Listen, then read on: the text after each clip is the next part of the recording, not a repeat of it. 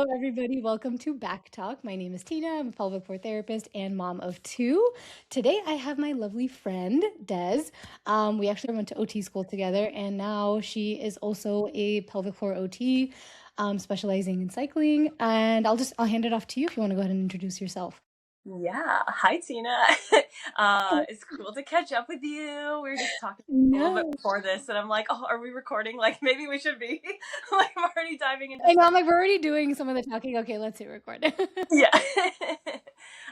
Yeah. So I'm just excited to talk with you. I mean, I'm sure we'll talk a lot about like the cycling stuff, but I also am excited to talk about kind of like, I don't know, we both work in acute care too, and just like our journeys into pelvic health and how they're similar but different. And yeah, hmm so cool. Thank you for having me on. Of course, of course. Yeah.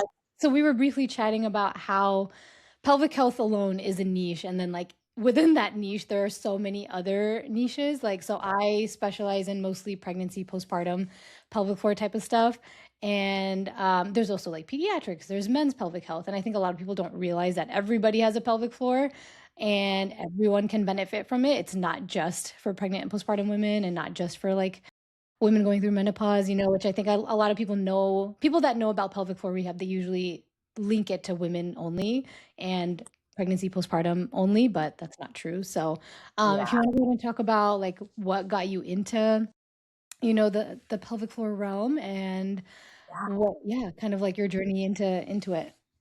Yeah. So I think like I had never like really heard of it either. And I think I would have also probably thought like pregnancy and postpartum. I kind of remember in OT school, there was like one time where a PT professor might have come and said, we're looking for people to be part of this like pelvic floor Oh study. Do you remember yeah, that? As yes. I'm telling you about how I remember nothing from OT school, all of a sudden pull this out of my butt. No, no, I remember that. Yeah, and it was like, oh, we'll give if you participate in the research study, you get $100 Amazon gift card. So I actually did it, and I like they didn't, and I did. Yeah, so now I'm like, because you're like, oh, I don't remember anything from OT school, and I'm like, yeah, I don't either. That was like 10 years ago, but Not a now thing. like, I do. I was like, oh, $100 Amazon gift card.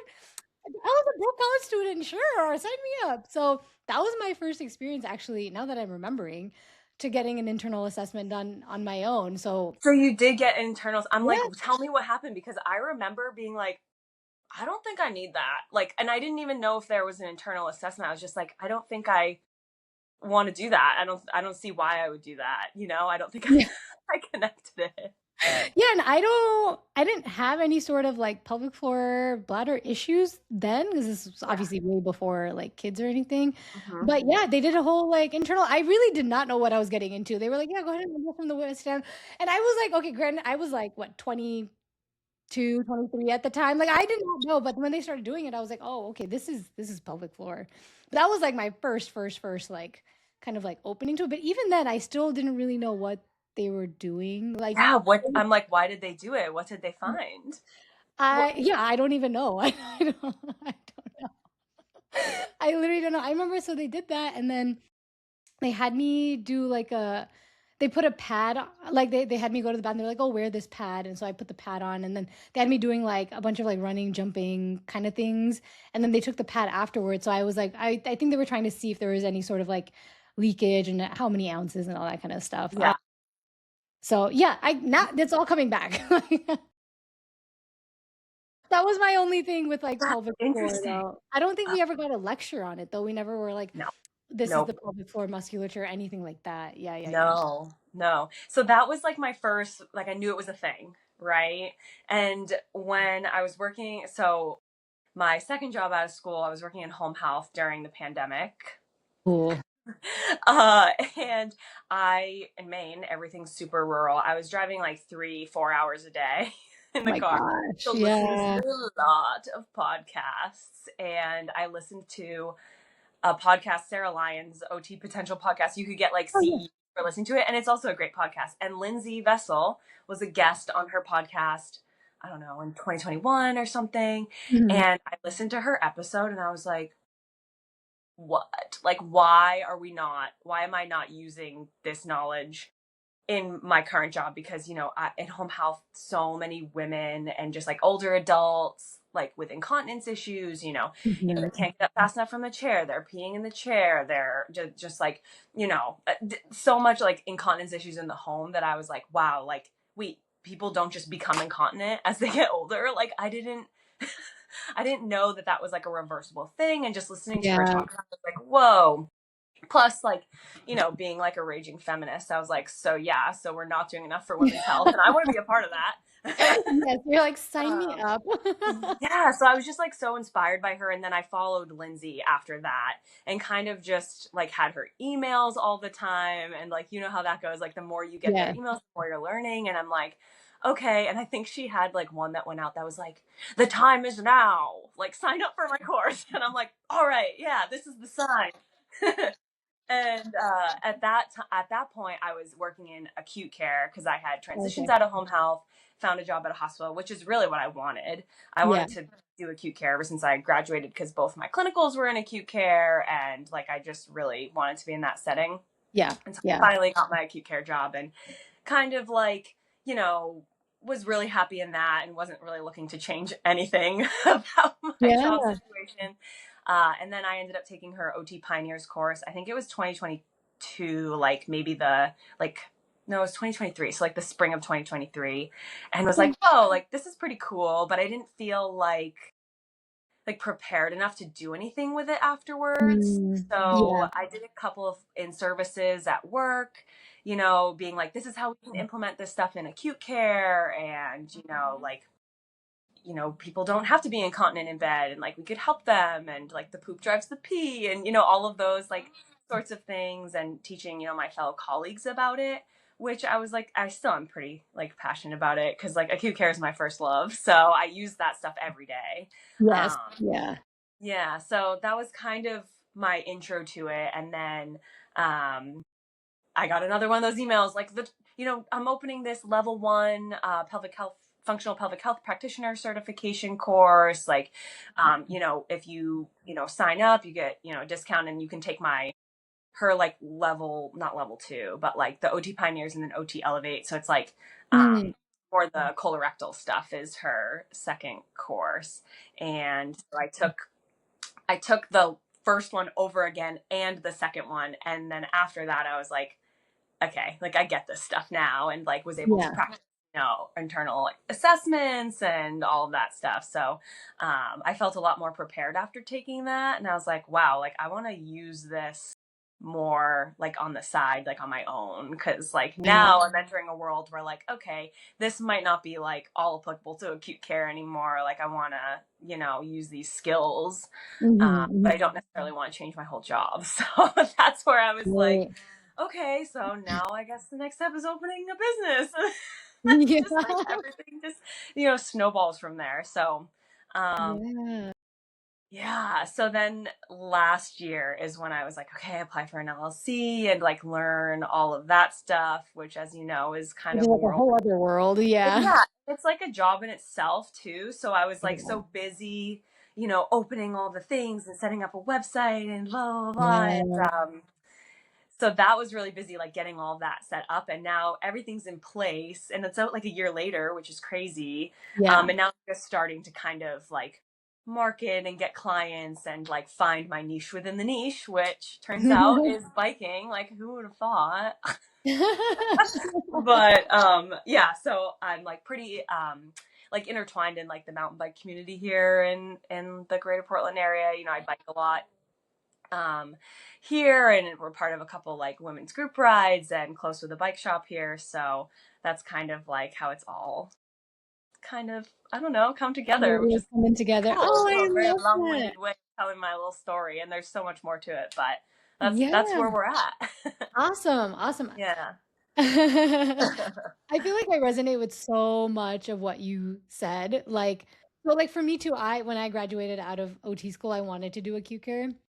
Even Mhm. though like, so I had one that was like outpatient hands, which was, it wasn't that great. And then my second one was acute care. And even though I had a hard time in acute care, I still liked like the level of flexibility that you had. I liked being able to just like go clock into work, get your work done, and you're not coming home with any work. So there's a lot of Mhm. perks that I still liked about it.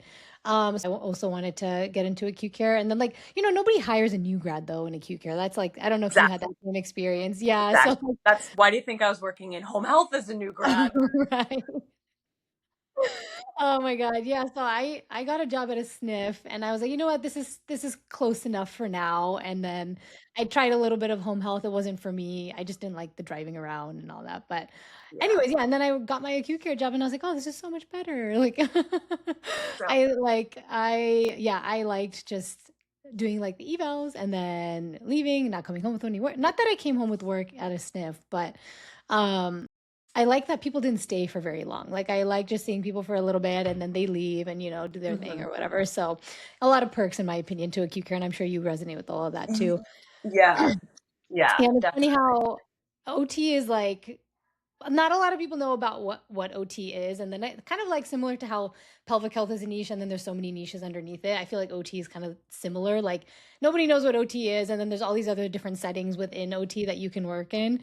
So once I started doing acute care, and then I found pelvic floor like very similar to you, I was like, yeah, I guess like I'm starting my own thing because I don't really want to like find another job. Like I'm happy with my current W-2 job, and Yeah. I like the level of flexibility because I've been PRN ever since being in acute care and I like it. So I was like, I'm not gonna do a typical outpatient setting because I that just didn't sound great to me. So Yeah. yeah. Yeah. That's kind of where I'm at too. And I also like I love acute care. The hospital mat is like kind of a gem of a hospital, and Mhm. like we have really great management, and it's yeah, I work 32 hours, so I love that, and that kind of gives it's like still full Oh, time with benefits, but then like I nice. have Wednesdays off, and like it just Yeah. gives me that extra time to be like, okay, I'm going to dedicate Wednesday to, like working on business stuff, and it's hard to give up acute care. It's a nice setting, and like Yeah. I do feel like I make a difference too. I think I've gotten to a place where I enjoy that piece of it, like they're not there for a long time, but you're there for a good time, like we're gonna like get you up and move you, and Yeah. like I do use the pelvic health stuff all the time in acute care, like Oh, same. oh Because my gosh, like everybody's I'm constipated and dealing with incontinence. yeah, Like, yeah, people are like, oh, we're gonna straight cath them. I'm like, wait till I get them up to a commode, like they're gonna pee, I promise. they're Like gonna, yeah. or like we're ripping Purewicks off left and right, I'm like, well, God, I know get I hate the Pyrex. Yeah. and just like so many like yeah, there's so many opportunities to like educate people who especially like our older adult population, like as you know, in Maine, like it's very old here, and we're behind in a lot of ways, and I think a lot of women that I see like don't everyone's like 9 out of 10 patients who I see have like some degree of incontinence, and just being able Yeah. to like help them a little bit with that, or like coach them through a bowel movement, or Mhm. like I'm making squatty potties out of everything for Yeah. people. I think it's fun. It's just like a It forces fun way you to to get creative in yeah. a setting where you might not think that there is a lot of creativity. I totally agree with you. I usually use the little sponge bath, like, container tub thingies. I put them upside down, and I use that as the little squatty potty Yes. makeshift squatty potty. But, yeah, like, that's an example of how using Mhm. your OT creativity brain to, like, do things like that and still Yeah. doing pelvic floor education in an acute Mhm. care setting. Yeah. Um yeah, I love all of that. I remember one time I was at, my acute care job, and I was working with a patient, and the RN was like, "Oh my god, like, this guy has not pooped in, like, 5 days, like, I think we're ready to give him, a stool softener or an enema," something like that, and I was like, "Oh gosh, okay, like, let me work with him, let's see what we can do." So I work with him, we get him transferred, I transfer him onto the commode, and then I do my little makeshift squatty potty, go over some proper pushing techniques, bowel defecatory mechanisms, and then he had a bowel movement, and I was like, "Wow." It's Like, the best feeling ever. And sometimes the size of proofs that you see, you're just oh like, my god. yeah, like it's exciting. I get so excited. Yeah, I know, I'm like, And they nobody's get gonna be as excited about this as me. yeah, but sometimes they're excited too. Yes. They're like, oh my God, like that. I've been waiting for that. Like, oh yeah. So it's so weirdly rewarding. I just love it so much. Yeah, no, I totally agree. I saw a meme the other day on Instagram and it was like, life is better when you're not constipated. I'm like, retweet. Yes, that is so true. Like a lot of the patients that are in acute care, like they're very constipated and it's better when you're not all backed up. It's Yeah, it's true.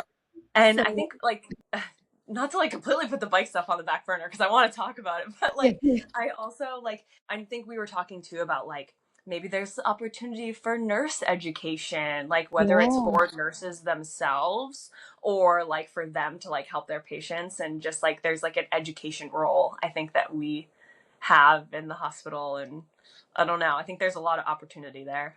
Oh, I totally agree. Yeah, sometimes it baffles me how little other medical professionals know about like the basics of bowel bladder health. I posted on my stories one time. I think you may have seen it. There was a patient and the nurses were like freaking out. They're like, "Oh my God, her uterus is falling out, blah, blah, blah. Like, do you want to see the image?" And I looked at it, I was like, that's her bladder. And also, like, it's totally okay for her to be getting up. Like, this is not a medical emergency, like whatsoever. And so I had to educate them on like the different types of like prolapse and this and that and how yeah, and they were just like they were acting like it's the end of the world. Like if she stands, like her insides are gonna fall out. I'm like, that is just not true. Like, Yeah. and Yeah. so yeah, a lot of times, like, yeah, I think a lot of times other medical professionals could use like something like an in-service of just like going over just the basics of like even just like constipation and incontinence because that's a lot of what most patients are dealing with that versus anything else. So yeah, Yeah. there's definitely room for education for other staff members for sure. Mhm. There's so much we I'm can do. I'm so curious too about like knowing that you work in a hospital. Like, have you ever thought about or dreamt about like, getting on the maternity floor and like seeing seeing people after birth? And I'm curious what your experience has been with that or like thoughts or Yeah. So the hospital I work at, we're actually the only hospital in Vegas that has a pelvic floor program. But when nice. it started, it was pelvic floor PT only. And I have advocated for myself. I'm like, look, I'm also a pelvic floor therapist. I'm an OT. Like, let me go down there. But the thing is, like, the management, my management is really great. I will say it's hard to find a job with good management. That's one of the reasons why I don't want to leave because it's a good situation. Yes.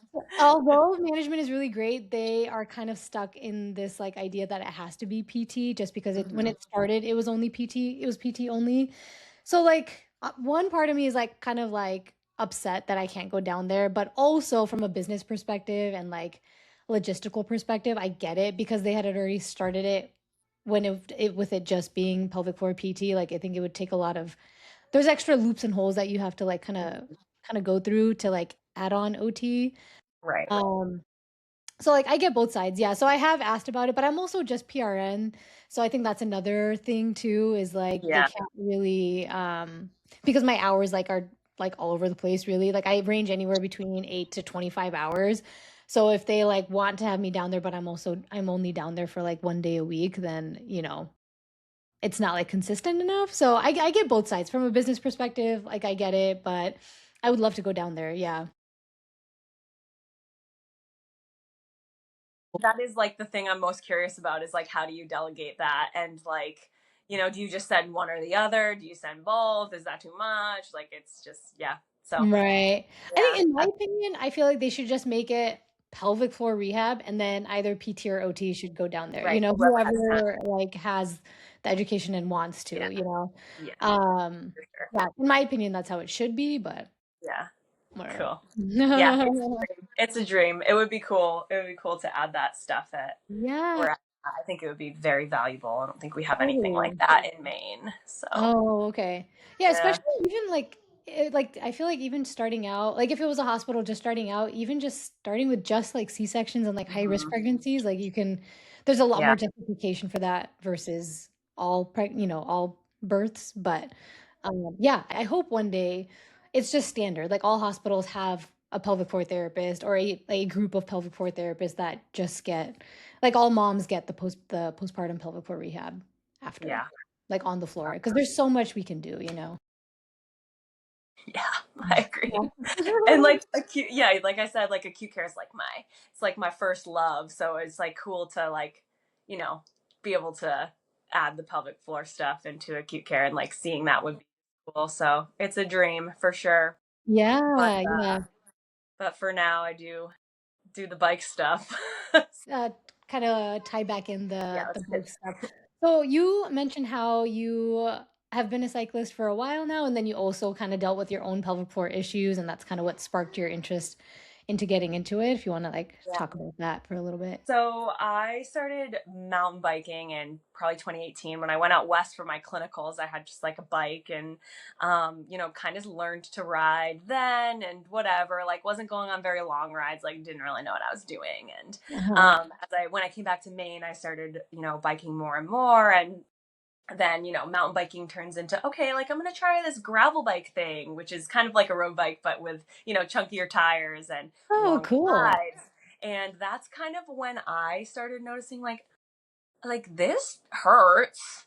Uh You're like, is and this like I feel normal? like, yeah, and like I feel like it's not supposed to. And then, you know, you ask your other cycling friends and they're like, "Oh, well, wear a chamois." And then you're like, "Cool." So you like throw your chamois over your underwear and you're like, "This is totally fine," which it's not, by the way. Spoiler alert. Okay, what's a Um chamois? Chamois is like padded bike shorts. Oh, okay, okay. And like, so I guess like hot tip, if you don't know, definitely never wear underwear under them. Oh, It's kind of like they're already underwear, and if you wear underwear under them, you're like adding other pieces of friction, which can cause like skin oh. breakdown and pain. And so there's just like this whole piece of like, but I'm not the only one that didn't know that. You know what I mean? Like Mm, there's this like piece of, this is why it's cool to be an OT in this space, because you're not just thinking about like the muscles of the pelvic floor and like, are they tense? Are they weak? What's going on? It's like, okay, are you wearing underwear on your bike shorts? Does your yeah, bike fit you correctly? You know, what are your like bowel and bladder habits like? You know, are you yeah, leaking on the bike? Like, and you know, all of these like pieces of like what's happening before you even like get on the bike. right. Like, Sometimes we you gotta know, zoom out a little bit and just look at everything else first. yeah, Yeah. yeah, and like, you know, where are you having pain? How long have you been having pain? Mm, Is this your first 20-mile bike ride ever, or have you been biking for a while? Like there's so many pieces of it that, mhm. you know, that go into it. So but basically like my journey was, I was like, okay, I'm on a gravel bike and this hurts and I don't really know why. So then I started like investigating, right? Like, okay, is it that I'm not wearing a chamois, which is the padded bike shorts? So, you know, I go Mhm. out, buy my first chamois, and I'm like, okay, like these suck because it's basically like a big padded like diaper. Oh, yeah. And they're tight. Uh-huh. So there's like an element of that, and they're expensive. And so it Uh, takes some like trial and error to find like what works to like give you that extra like padding on the bike. And mhm. then when you're like, okay, like I finally found something that works, but I'm still having pain, then you're like, okay, so maybe my saddle isn't the right size for me, and like all of these things. And so it took me a while to figure out like what exactly my issue was, but mine had a lot more to do with just like my saddle size, bike position, like bike fit. And also, once I started learning about pelvic floor stuff and how to have better pelvic health and like, you know, not pee just in case, like how many times a day am I Yeah. peeing? You know, like, and just like having good bowel habits and like drinking enough water and fiber and like keeping my pelvic floor healthy, like helped me not be in as much pain for sure. Oh, I gotcha. think that like clicked something in my head where I'm like, okay, so there's this like bike fit piece, which I know like as a cyclist. Then there's this like other piece, which is like having good pelvic health and even understanding this stuff that has helped me understand like why sometimes I might have less pain than others, or like why sometimes I'm more uncomfortable on the bike, or just like Mm, understanding how to have like a healthier like lifestyle to make it so I can go farther on the bike and not be as much pain. And yeah. then there's this also piece of like the muscles that we use to bike are also very connected to our pelvic floor. Oh, And yeah. Yeah, I like could cyclists totally can see that. have, yeah, and like cyclists can have a lot of like tension, especially like hip flexors, like glutes, Mm, hammies, like it's all so connected.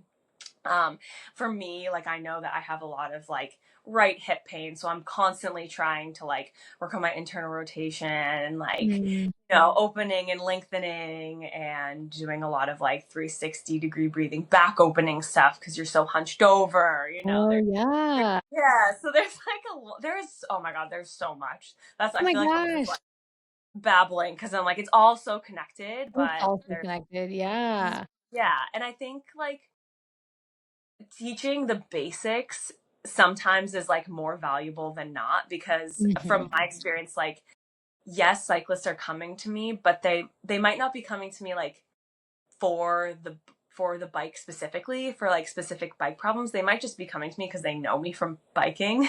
So like but then we have that thing in common where we can like Yeah. relate, and like that's also a big part of their life. So I know it's like gonna tie into like what our goals are, and like Right. activity levels, and like motivation of like, when are you going to do these stretches? Is it before a bike ride? Is it after a bike ride? Things like that. So Right. yeah. I'm hearing you talk and I'm like, "Oh my god," like, even though we're in separate niches within pelvic health, there's so much in common already. Because you mentioned how, like, obviously everything's connected. We know that, like, the hips, the glutes, and, the hamstrings and all that. And then you mentioned posterior breathing, like, obviously, like, that when I think about a biker and I'm like, "Oh, of course that makes sense that they probably don't have that back expansion when they do the 360 breathing." But that's Hmm. also very common with postpartum moms. Like, a lot of moms, like, they lose that ability to breathe into their back because of like during pregnancy and all the changes that happen anatomically during pregnancy. It kind of Yeah. our diaphragm hasn't been able to do that in so long that after childbirth, like that's a big piece that gets lost, but it's really, really important. So it's funny that like there's obviously still so many similarities, even though it's a different population, like with postpartum and biking, like a lot of similar common symptoms. Yeah. Yeah, Yeah. totally. And I think about like, I think about this saying that like Lindsay Vessel says all the time is like, the best do the basics better. And Oh like, yeah. it makes so much sense that like you're like seeing those similarities because like the basics are like, it's the foundation of like what we do. And it just depends, I guess, what population we're speaking to and like how it relates to them. But like it really all is kind of similar. Yeah, yeah, Yeah. it's so true. I'm a big Yeah. believer of honing in on the basics and like the fundamentals too. Like, and I do feel like even just like the simplest education goes so far. Because like in the acute care, not to bring up acute care again, but I'm bringing it up Please. again. But sometimes like when I talk to like 70-year-old women that are dealing with incontinence and I just explain what the pelvic floor is, I cannot tell you how many times women are like, I had no idea that there were muscles down there. And I'm like, they're all the muscles that sit in between our legs. Like to us, it seems like common sense, obviously, because we have a graduate degree in like movement and physiology and all that. But like a lot of people, just knowing that there's muscles in between our legs, like and that play a big role in our bowel and bladder function, like they don't even know that. And so just to like give them that piece of education of like basic understanding, I feel like it's incredibly empowering. Like they're just like, oh, I know this about my body now, and like they didn't know that before. So yeah, Yeah. I Or totally agree.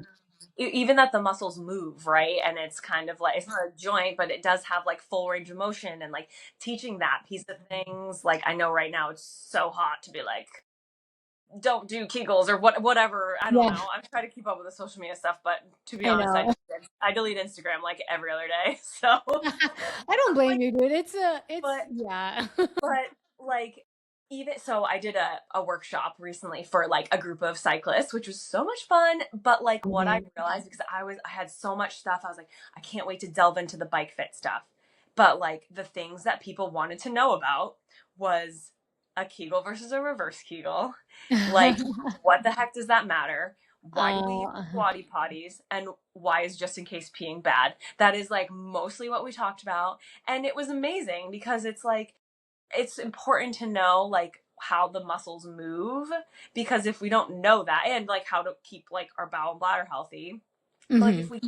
if we don't know that, then like our pelvic floor is not going to respond well on the bike when you're like, like shredding down a mountain, hitting bumps and drops and roots and all that Right. stuff, like because you need it to like respond, right? And like Mhm. have that coordination and range of motion. So like that's how like I think tying it in is important, right? Mhm. Like keep the muscles moving good so that like they can absorb and work for you when you're doing like the things you want to do. Um, Yeah. So yeah. Love that. I love that. Yeah. And it's funny how like you were like all prepared to do like this whole thing with the bike fitting, and then all of a sudden like the questions that came in, we were like, oh, okay. But I feel like it's important to like continuously have an open mind and be adaptable to like your audience, you know, with whether that means on social media or doing an in-person workshop, like just Yeah. you're there because you're the one that they're coming to for information. So just like being able to educate other people about that, I think is awesome. And like people don't know what they don't know, and it's really hard like to realize like what that is, right? And like, oh, like I you think that that stuff is like, oh, they probably already know that, and Right. it's just not always true. You know Totally. more than you think you know, sort of thing. And um Yeah. yeah, so it was fun. I was like, what? Wait, I gotta do a part two. Like I didn't get to the bike stuff. Yeah. Like, We just but scratched the surface. Yeah. yeah, but it just speaks to like how the like just the basic stuff is so important. It's the stuff we never learned in health class, and like Mhm. it's all about who your audience is. Totally, totally. Yeah, Yeah. I've done a couple guest lectures here in Vegas too for student like I did one for OT students and I did one for PTA students. And yeah, like some like I love talking about public floor stuff, and I'm like this is exactly what I wished like we had when we were in school. But yeah, even by like the end of it, I'm always like I barely touched like the surface, you know? Like there's so much more that goes into all of this, but again, just like honing in on the basics. A lot of people don't know what the pelvic floor even is. So just doing the basics, it really goes really far. seriously. And like I think I don't know what sparked this, but something you said earlier, I'm thinking about like even just like learning how to do pelvic tilts too, because Mhm. that's really important on the bike. And Mm. like that was something I really wanted to talk about in our workshop, but like never got to it. But I find was like so important too, because that's like a piece of like proper bike mechanics, and like it's going to affect your bike fit, and like people don't know how to do that. And especially Oh, yeah. like especially if you have if you're postpartum or pregnant or Mhm. whatever, like no matter how long, right, like there could be like a piece of like immobility there, or Mm. like tension, and just like learning how your pelvis moves and what type of tilt you want on the bike is also like important. And Mm. Yeah. what part of my pelvis is what's like resting on the seat, and like that. So just even teaching people like where their sit bones are, Oh, and yeah. yeah, where their ASIS is, and like what part sits on the seat, and like, okay, so if your sit bones are like 13 centimeters apart, like how wide do you want your seat to be, and like Mm. going through stuff like that is really Yeah. cool, and stuff that people don't know, sadly. Yeah. We're not Okay, talking about it, and so what don't would a want to talk about that it hurts. yeah. So what Yeah. would okay, so if somebody's listening and is a cyclist, how do they know if their saddle is like fit to them? Yeah. So this is again, like I kind of went through my own journey with this because I didn't know any of this stuff. So Yeah. saddles all have a size, and man, the internet is wild, because I made a video about this and it humbled me, because the amount of I people remember. Yeah. being like, this is great, and the amount of people being like, this is horse shit. Like this is this is horse. Like this has been debunked and whatever. So all saddles are different. Dude, the internet is mean. Like, this is just quick side note. I have been getting a lot of hate lately too on social media, and I'm like, dude, like, I don't like. What do people do that have like 100 to 400,000 followers? Like, I feel like the bigger you grow, the less you have to be on social media because of things like that. Like, I try my best not to let it get to me, but it Mhm. still does. Yeah, and I'm like questioning myself. I'm like, oh my god, did I just make a video like that was false? And like, no, like it's No. literally like knowledge that I didn't make this up. Like it's just what it is. I just made a video about it. I don't know. And so anyway, like Yeah. whatever. Side note, but Yeah. Sorry. so every saddle is kind of different, and like depending on what you're riding for a bike. So let's just like, because mountain bikes are kind of like my thing, that's what I'll kind of talk about. So when you buy a bike, what comes stock on it is kind of like, just depends like where you bought the bike and like what version of the bike you bought. It usually will say it under like the specs section of the bike on the Mm, website, or on the little handout you get with your bike at a bike shop. yeah. And depending on the saddle and how good it is or like how high end it is, it will probably have a size on the bottom of it. And then you kind of have to go by that like brand sizing, kind of like clothes. Like there's a size guide for everything, but Oh, true. Yeah. in general, the way that saddles are measured are in millimeters. Okay. And you want to measure your sit bone length and then add about 20 to 30 millimeters to that length. Because when you sit on something, if you think about it, like sitting on a chair, you wouldn't want the chair to be like right on your sit bones, right? Like you'd want it Oh, to be true. you'd want it to be a little bit wider so that Yeah. it supports you, but not too wide so it kind of like caves you in, right? You want it to be like nice and supported and level, and you want like a little bit of extra material or saddle on either side of your sit bone to like help with the, I guess, the like rebound or bouncer, Yeah. suspension of the bike, right? Uh-huh. Room for the pelvic floor muscles to move and coordinate and like act like that trampoline that they are. Yes. Yeah. So long story short, measure your sit bones, and you can do that by having like an OT or a PT or a bike fitter like palpate them, measure them, because it's kind of like depending on your position, like it's like give or take a few millimeters, and we're talking millimeters here also, so like that's why I try not to get too in the weeds with it. Yeah. But so for example, like mine's like 130 millimeters. So then you add 20 or 30 to that. I ride a 155 saddle. So you'll go online and you'll be like, okay, this is my width. And like, okay, this is the saddle I'm looking for. What are the sizes available in it? And it will show you like, it'll say like 135, 144, 155 as the sizes. It's all like, I think, overly complicated, honestly. Like I wish they could just be like, okay, if your like sit bones are 13 centimeters apart, like this is the saddle you want. And some are like that, but some aren't. So there's like a little, Oh. yeah, it's kind of like a size guide, but that's essentially what you'd want to do. And if you're feeling like, you're having a lot of pressure, especially on your sit bones, I feel like it's usually your saddle size, especially if you're in a lot of pain, like right in your butt. It's not so much like your vulva area that's like hurting you. It's kind of like really in your butt. It's Oh, I probably see. too narrow of a saddle. And most women, I would say, like have wider sit bones, and most bikes are classically fit to men's For sizes. men. Of course. So they're all going to come with super narrow saddles. So I would guarantee that if you're listening to this and you have a mountain bike that you bought from Bike Shop or bought offline and it's just a gender neutral bike, you probably have too narrow of a saddle, and like that's probably why you're having pain. Not definitely, So because interesting. for me, Yeah. but It's like one of those things I would bet money that it probably is. yeah, I mean, it was definitely the case for Totally me, makes sense. like, Yeah. yeah, and like getting a saddle that actually fit and like investing the money in it made all of the difference. Like, never would Wow. I thought that I would spend over $100 on a bike saddle, Huh? and then do it once, and you're like, I'm buying 2 more of these for my other bike. Like, it's that Especially worth. if you're using it all the time, and if it's gonna make you more comfortable and decrease your pain, then money worth well spent, I'm sure. Yeah. Yeah. And I feel like with like being kind of like into bikes and pelvic health in this space, I think a lot of the questions and things come down to like, I guess a lot of questions are about saddles because they are so like kind of complex, because you have the saddle, but then surprise, it moves on your bike. So like the saddle Oh, yeah. down, and then it can also move forward and backward, kind of like if you've ever been to a spin class and like there's all these different adjustments on the spin bike. It's kind of the same Yeah. for like, yeah, you're like, what do I do with these knobs? Yeah. So But true. Okay, yeah, I have 2 questions for you. okay, So now, is there a difference in like, are there different materials of saddle, like the inside? Like, are there different, levels of cushion?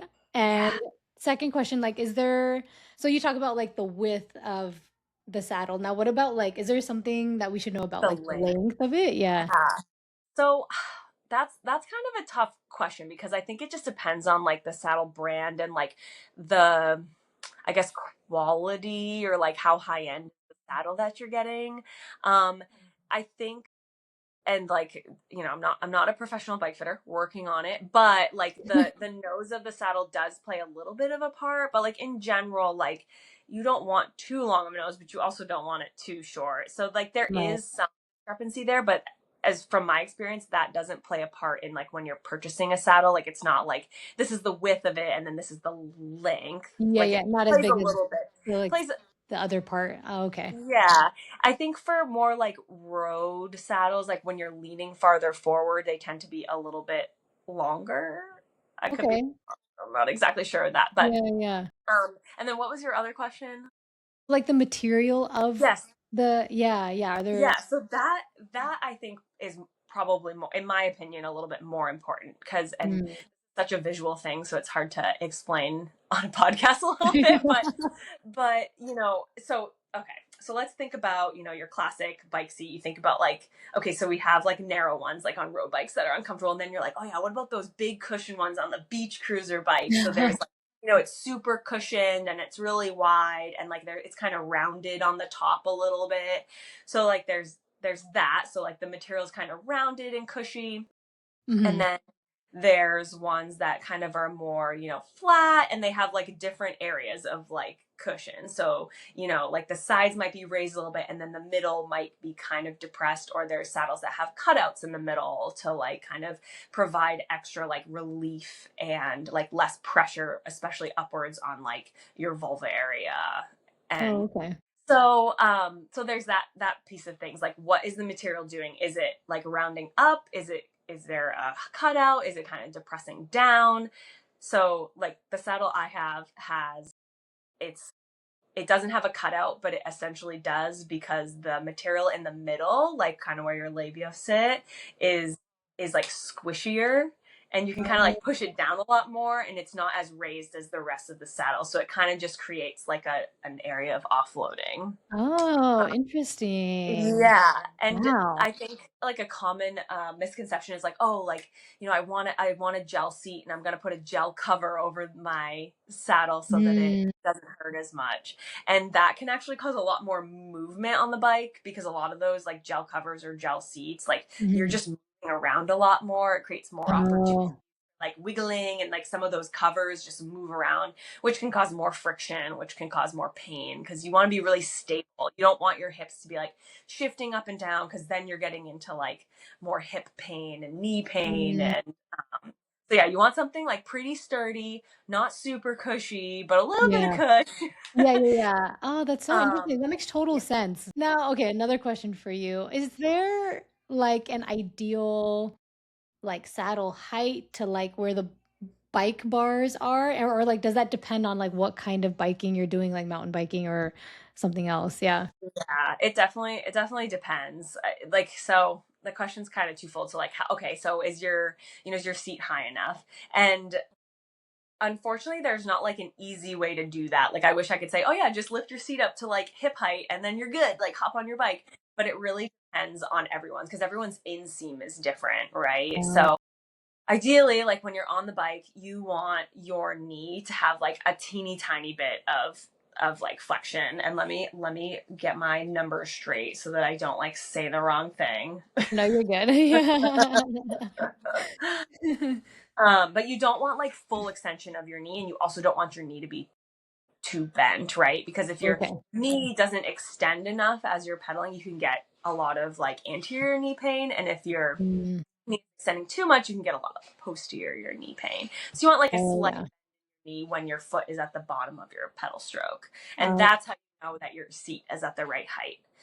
got it. Got it. And yeah, so the bars like that's kind of like a whole like separate thing, right? So bar height can also be adjusted. It's a little trickier, but it can be.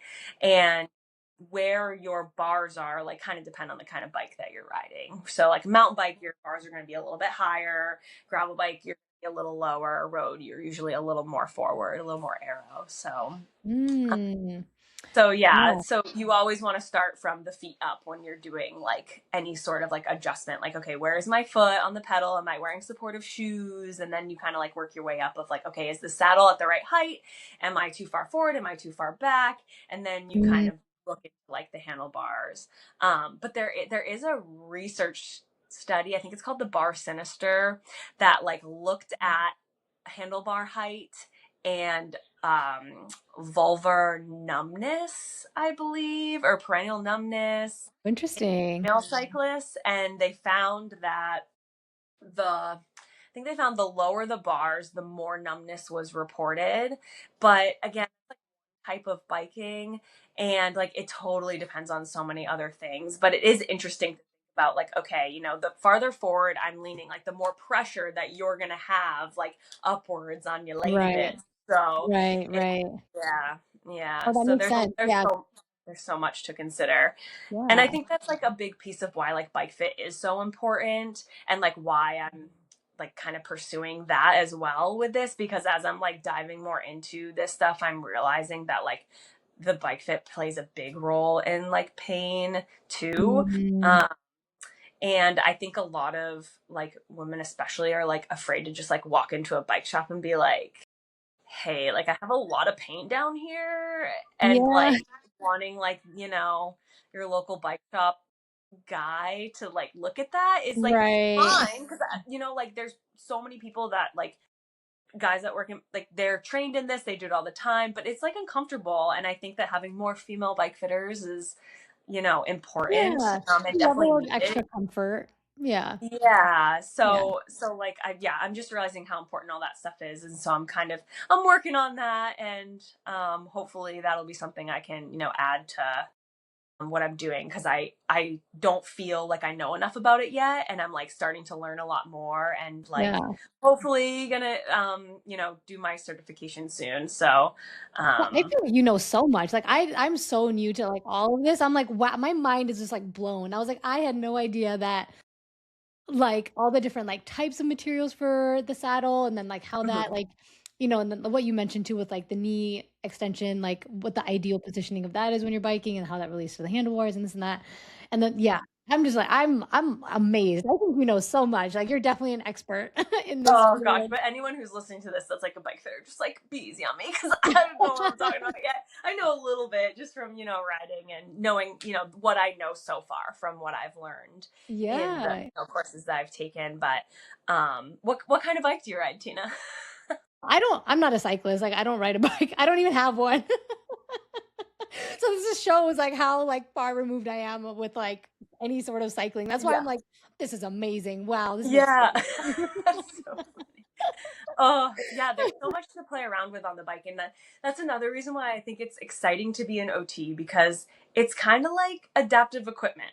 Like there's all these different like Yeah. things that you can do to a bike to adapt it to fit the person, to help them have less pain, to help them Right. ride better.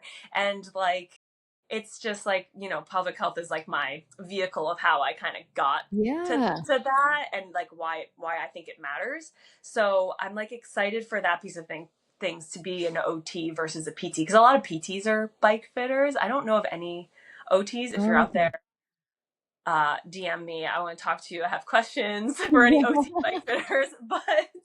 Um, but yeah, I think that like it's classically PTs, which it makes sense. Like there's usually, if you need a bike fit, you probably also need some like different mobility exercises and strengthening that can like help you be better Mhm. on the bike. But I'm also kind of like, but you might need like OT too, because yeah, I Yeah. feel comfortable giving like some exercises, mobility, like certain strength things. Like I'm comfortable with some of that stuff.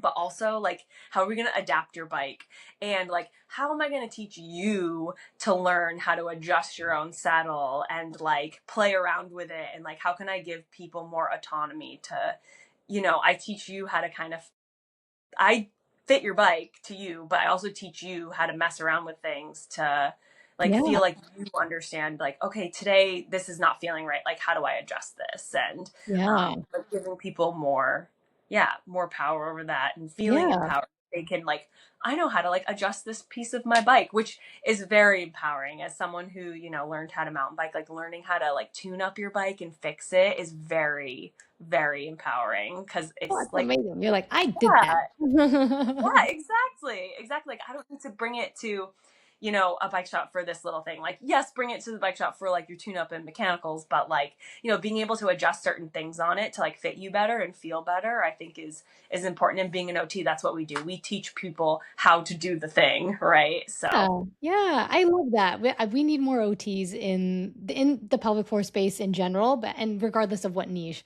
I always say like sometimes like the only difference with certain things is between an OT and a PT is just the lens that we use, like that's all that it is. And there's this pelvic floor OT in Ohio. Her name is Paige. She's also on social media. She made the comparison between MDs and DOs.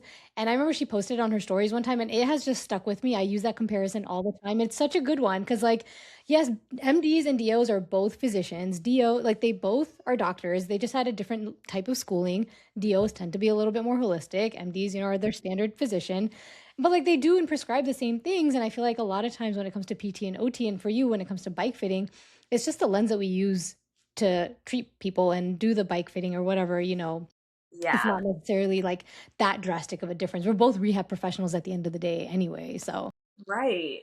Right. And like, I just think about like if I were to go get a bike fit tomorrow, like the things that I would want to know, like, yeah, like, okay, teach me some of my like mobility exercises, but I'm like, but also like show me what you're doing to my bike and why, and like how can I like do it if something doesn't feel quite right? Like how can I fix it a little bit too? And I think from my experience, just like, doing mini fits with friends, like that's the questions they ask, they Yeah, want to learn how to do it too. And like, yeah, yeah, sure, like an exercise is great. And like, I think there's totally a time and a place and that it's so important. But like, totally. usually people want to know about like the more like habitual and like Yeah. routine thing. Yeah, So, and cycling yeah. is an occupation, so you're just helping them, do it to the Yeah. maximum level of independence that they can. So I Yeah. love that. That's amazing. Yeah. Okay, so I'm gonna start wrapping this up. Is there anything else that you wanted to mention? Yeah, but like I don't know, like one thing. I'm like I could talk about this forever, so I love it's that. probably Okay. best to just Well, where can wrap me where up. can people find you? Where can people find me? So you can find me on my website, cadencepelvichealth.com. You can follow me on Instagram at cadence_pelvic health. You can email me. You can book a discovery call with me. It's free. I don't care. I just like talking to people. Like even if you like don't even think you need, pelvic floor therapy, like I'll talk to you if you just have questions about like pelvic health and yeah, that's where you can find me. Amazing. Well, thank Yeah. you again so much for doing this and for coming on. I learned a lot, and I'm sure listeners will also have a lot of information and education that they can use.